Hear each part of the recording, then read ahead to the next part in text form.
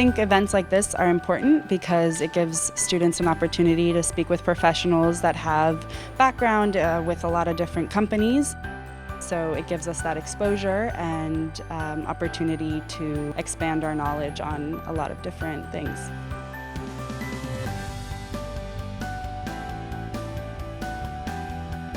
This is my second time attending Talent Day.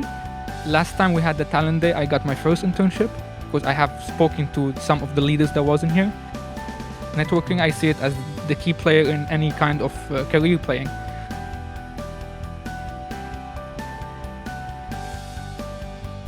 The aspect of the talent that I enjoyed the most would be the seminars.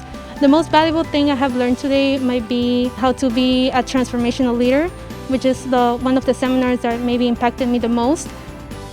I had the chance to be interactive with some students today. They are very nice and they really want to have experiences. So I think it's a very, very good way to do that. It's been really exciting to see what can come next.